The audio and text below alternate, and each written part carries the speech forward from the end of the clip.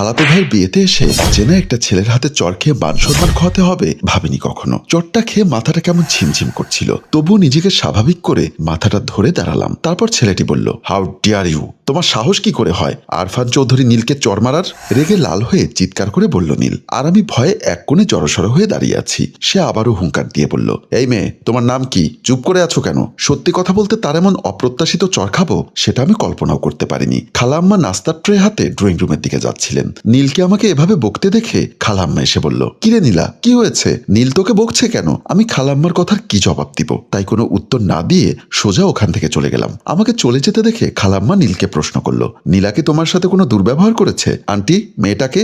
আমার মেজ বোনের মেয়ে নীলা, কোনো সমস্যা? না, তেমন কোনো সমস্যা না, তবে মনে হয় মেয়েটার মাথায় সিট আছে, বলেই নীলও ওখান থেকে চলে গেল। আমি খালাতো বোন রোশনির রুমে এসে খাটের উপর বসে রাগে ক্রোধে কাঁপছি আর কাঁদছি। ছেলেটার সাহস দেখে আমি অবাক হয়ে গেলাম। বলা নেই ক নেই, অপরিচিত একটা মেয়ের গায়ে হাত তুলতে ছেলেটা এক সেকেন্ডও দ্বিধাবোধ করলো না। দোষ অবশ্য আমারও আছে। আসল ব্যাপারটা হলো, আমি ওয়াশরুম থেকে বেরোনোর সময় পেছন থেকে কেউ আমার শাড়ির আঁচলটা টেনে ধরলো। আমি রেগে পেছনে ঘুরেই পেছনে থাকা ছেলেটিকে ঠাস করে একটা চর বসিয়ে দিলাম। তারপর অনেকগুলি কথা শোনালাম। ছেলেটা রাগে লাল হয়ে তার দুহাত বুকে গুজে দাঁড়িয়ে আছে। তখন আমার হুঁশ আসলো, আরে ওনার তো দুহাত বুকে রাখা, তাহলে আমার শাড়ির আঁচলটা ধরলো কে? তারপর আঁচলের দিকে তাকিয়ে দেখি ওটা আসলে দরজার সিটকানির সাথে আটকানো। আমি ভয়ে শুকনো একটা ঢোক গিলে ওনার দিকে তাকাতেই উনি আমার নরম গালে একটা চর বসিয়ে দিলেন। কি হলো, কথা বলছো না কেন? বোবা নাকি তুমি? আমি নীরবতা ভেঙে বললাম, আপনি আমায় মারলেন কেন?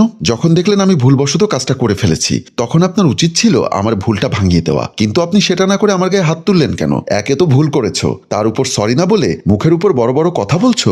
অভদ্র মেয়ে। এই শুনুন, ভুল করলে সরি বলতে হয় সেটা আমি জানি, তবে আপনাকে মোটেও সরি বলবো না, কেননা আপনি সরি পাওয়ার যোগ্যই নন। অভদ্র পুরুষ। এই, তুমি জানো আমি কে? আপনি যেই লাট সাহেবই হন না কেন, আমি আপনাকে সরি বলবো না মানে বলবো না। হে লিসেন, ভুলটা তুমি করেছো, তাই তোমার উচিত নিজ দায়িত্বে ভুলটা শুধরে নেওয়া। পরবর্তীতে আমার সাথে এ ধরনের ভুল করলে ভুল শুধরানোর সময়টা আর পাবে না, বুঝেছো? আশা করি বুঝেছো। অপরিচিত একটা মেয়ের গায়ে হাত তোলার অপরাধে আমি আপনার নামে মামলা করব। বলার সাথে সাথে নীল আবারও আমাকে চর বসিয়ে দিল। এটা কি ধরনের ছেলে? কোনো ভদ্রতা জানে না? আমার গালটা এত জোরে কেউ মারে? মনে হয় দাঁতই নড়িয়ে দিয়েছে। রোশনির রুমে বসে যখন কথাগুলো ভাবছিলাম, এমন সময় আমার খালাতো বোন রোশনি এসে বলল, আপু, নীল ভাইয়া নাকি তোকে চর মেরেছে? সাথে সাথে আমি চমকে উঠলাম। বুঝতে পারলাম ঘটনাটি পুরো বাড়ি হয়ে গেছে। ভাবছি এখন লজ্জায় সবার সামনে মুখ দেখাবো কিভাবে। আমার নীরবতা দেখে রোশনি আবার বলল, কি হলো আপু, বলো না, নীল ভাইয়া নাকি তোমাকে চর মেরেছে? কোন গালে মেরেছে দেখি তো? ইচ্ছা করছিল আমি আর একটা রোশনিকে চর মারি। একটা অপরিচিত ছেলে আমাকে চর মেরেছে, সেখানে দেখার কি আছে? সে এক প্রকার জোর করে আমার থুতনি ধরে এপাশ ওপাশ দেখতে লাগলো। একে তো লাল টুকটুকে গাল, তার উপর লোকটির নির্দয় থাপ্পড়ের দাগটা হয়তোবা রোশনির চোখ এড়াতে পারেনি, তাই যে গালে চর মেরেছে সে গালেই রোশনি একটা চুমু